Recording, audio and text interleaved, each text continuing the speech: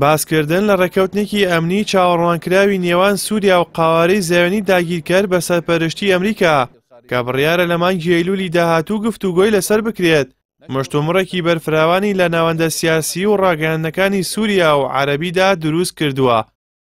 ئەمەش لە کاتێکدایە کە لە ئێستادا ناوچەکە دۆخێکی ئاڵۆز بەخەوە دەبینێت، هەوڵی دووبارە داڕشتنەوەی نەخشەکانی نێوان هێزەکارەکان بە تایبەتی ئەنقەرە و تەل ئەبیب لە ئارادایە. راپۆرتە میدیایەکانی ئەمریکا باس لە خێرابوونی گفتوگۆ ئەمنیەکان لە نێوان سووریا و قاوارەی زەوێنی دەکەن بە نێوەندگیری ئەمریکا.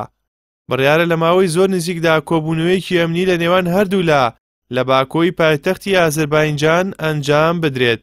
لە هەمان کاتدا میدیاکانی ئەمریکا باسییان لەوە کردووە تەل ئەبیب پێشنیازێکی وردی خستووەتە سەر مێزی گفتوگۆکان لەگەڵ دیمەشق بۆ دیاریکردنی ڕێخستە ئەمنیە نوێیەکان لە باشووری سووریا کە خۆی لە دروستکردنی ناوچەیەکی ئەمنی لە چەکدامەڕا و لەسەر خاکی سووریا و هاوسنووری قەوارەی زەوێنی دەکاتەوە.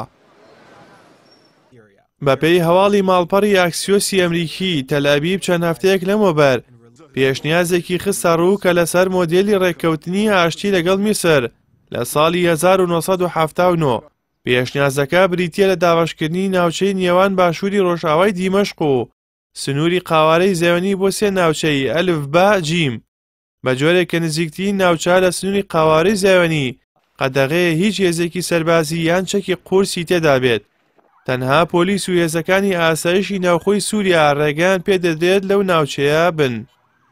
هاوکات پێشنیازەکە داوای فراوانکردنی ناوچەی ئاڵۆزی نێوانیان بە 2 کیلۆمەتری زیاتر لە ناو خاکی سووریا دەکات لەگەڵ سەپاندنی ناوچەیەکی قەدەغەی فڕینی تەواو بۆ فڕۆکەکانی سووریا بەسەر تەواوی ناوچەکەدا لە باشووری ڕۆژئاوای دیمەشقەوە تا سنوور.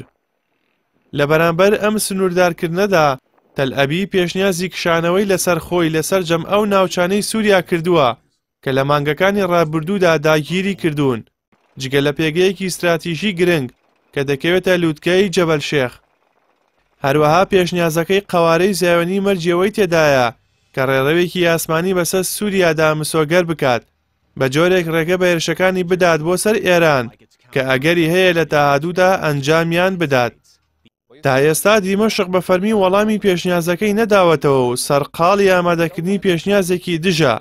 بەپێی هەواڵی ڕۆیتەرز ئامانجی سووریا کشانەوەی تەواوەتی قاوارەی زەوێنیە لەو ناوچانەی کە بەم دوایانەدا گیری کردوون لەگەڵ گەڕاندنەوەی ناوچەی نێوانیان بۆ ڕێکەوتنەکەی ساڵی 1974. هەروەها ڕاگررتنی تەواوی هێرشەکانی قاوارەی زەوێنین لە سووریا. ئەم هەنگاوانە لە چوارچێوەی گوشارێکی چڕی ئەمریکادایە بۆ پێشخستنی گفتوگۆکان پێش کۆبوونەوەکانی کۆمەڵی گشتی نەتەوەیەکگرتوەکان لە کۆتایی ئەم مانگەدا.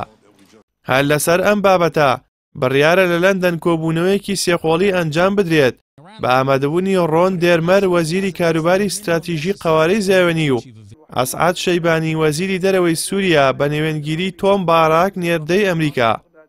هاوکات ئەکسیۆس لە سەرچاوەیەکی ئیسرائیلی و ئاشکرای کردووە بنیامین نەتەنیاهۆ سەرۆکوەزیرانی قەوارەی زەوێنی ئارەزوی خۆی بۆ دیدار لەگەڵ ئەحمەد شەرع سەرۆکی سووریا لە پەراوێزی کۆبوونەوەکانی نەتەوەیەکگرتوەکان دەربڕیوە. بەڵام ئەگەری ڕوودانی ئەمە بەهۆی هەستیاری گفتوگۆکانەوە لە ئێستادا لاوازە.